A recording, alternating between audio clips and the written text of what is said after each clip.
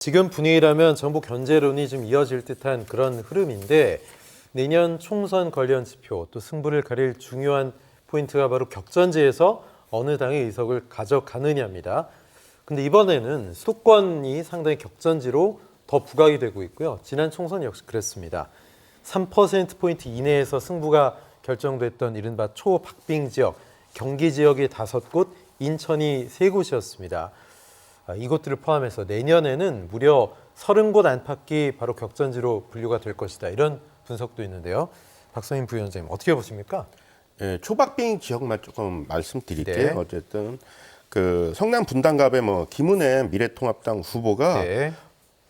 김병관 더불어민주당 후보한테 0.7% 차이로 이겼습니다. 그리고 성남 분당 을이죠. 또 김병업 더불어민주당 후보가 김민수 미래통합당 후보한테 2.6% 차이로 이겼어요. 네. 그리고 평택갑의 홍기원 더불어민주당 후보가 공재광 미래통합당 후보한테 2.8%로 이겼습니다. 그리고 평택을의 유이동 미래통합당 후보가 김현정 더불어민주당 후보한테 1.5%, 그리고 남양주 병행 김용민 더불어민주당 후보가 주광덕 미래통합당 후보한테 3%로 이겼습니다.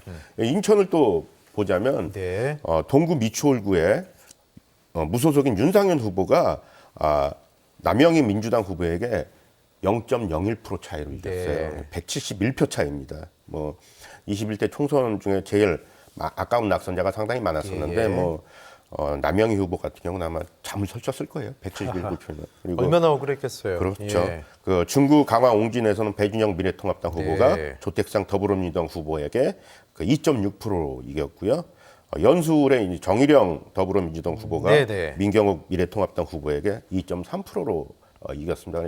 지금 말씀드릴 거는 다 3% 이내의 초박빙 지역을 말씀드렸습니다. 예, 지금 박성민 부위원장 말씀하신 그런 지역구들 역시 이번 총선, 내년 4월 총선에도 접전을 벌일 것으로 보이고 초박빙 지역으로 분류가 될 것으로 보이는데 조대현 센터장님, 추가적으로 어떤 지역들이 경지역에서 좀 박빙 지역으로 분류가 되나요?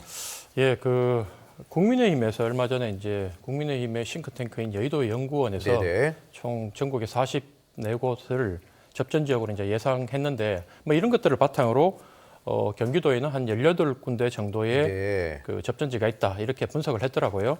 그래서 제가 이게 무슨 이유로 이렇게 분석을 했나 찾아보려고 했는데 정확하게 저도 이 지역이 왜 접전 지역으로 분류된지 잘 네네. 모르겠지만 예. 어쨌든 제가 최대한 이렇게 찾아보니 2008년 총선 때 사실 경기도 51개의 선거구가 있었는데 그중에 이 한나라당이 33곳 그리고 당시에 이제 야당인 통합민주당이 17군데를 이겨요. 근데 무소속과 친박연대까지 합치면 이제 민주당보다 과반 이상을 그 2배 이상을 네. 그 보수 정당이 승리했던 그때를 이제 기준으로 이걸 이제 분석을 해서 접전 지역으로 분류한 것 같은데 총 한 16년 동안 단 한 번이라도 이겼던 지역을 이렇게 분류를 해서 18곳을 정했지만 이걸 이제 세부적인 상황을 수치를 따져보면 최근 들어와서는 국민의힘이 상당히 불리하다.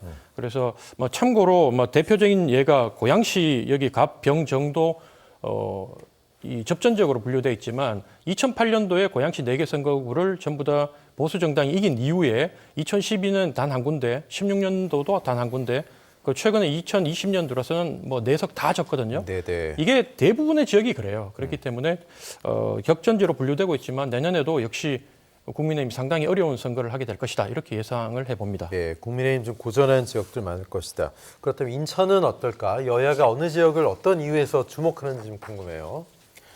인천은 지역구도가 어떻게 되어 있냐면 제가 인천 살지 않습니까? 네네. 지역구도가 어떻게 되어 있냐면 그 부평 위쪽으로 북부 지역은 예. 그 부평, 계양, 서구는 민주당 강세 지역으로 네. 좀 평가가 돼 있고요.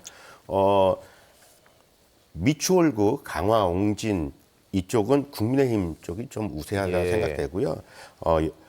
남동구나 연수구는 아마 국민의힘이랑 그 민주당이 경합 지역이라고 지금 22대 총선을 보고 있을 겁니다. 예, 지금 근데 현재는 현역 의원은 국민의힘 2명밖에 안 되잖아요. 그렇죠. 예. 13석 중에 11석이지만 다음 총선에는 그렇게 생각을 좀 하고 있는 것 같아요. 그리고 요번에 아무리 그래도 그 돈봉투 사건으로 수수된 부평 갑이랑 예.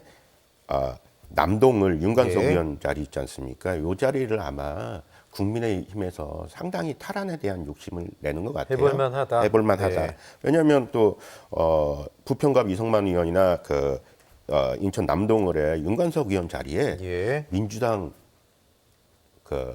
출마자가 제대로 보이지가 않고 있어요. 네, 그러니까 네. 국민의 입장에서는 상당히 해볼 만한 지역이라고 생각할 수 있죠. 부평갑 같은 경우는 지금 유재영 전 시의원이 나서고 있고요. 조윤근 정무수석도 나서고 있고 또 중구 강화 옹진도 있고 연술도 있는데 연술 같은 예. 경우는 저번 선거에서 3% 이내도 거기도 초박빙 지역이었거든요. 예. 강화 왕주는 여기는 배준영 의원이죠. 예, 배준영 예, 의원 예. 쪽인데 거기 예. 강화가 강화랑 옹진이 60% 정도의 지지율을 보이고 있어요. 보수 그러니까 색채가 좀 강하지 않습니까? 그렇죠. 중구에서는 상당히 비등비등한다고 해도 예. 강화에서 옹진에서 몰표가 나오니까 네, 네. 그 차이를 이겨내지 못하는 겁니다. 그리고 네. 연수울 같은 경우는 지금 정의당에 이정미 후보가 있어요. 예, 예. 그렇기 때문에 3파전으로 하면 국민의힘에서 자기가 가져올 만한 지역구다 그렇게 생각할 수 있습니다. 진보표가 좀 갈리면 당연히 네. 그렇습니다. 예, 그 정도로 지금 그렇군요. 인천에서는 총선 주요 격전지가 나눠질 수 있습니다.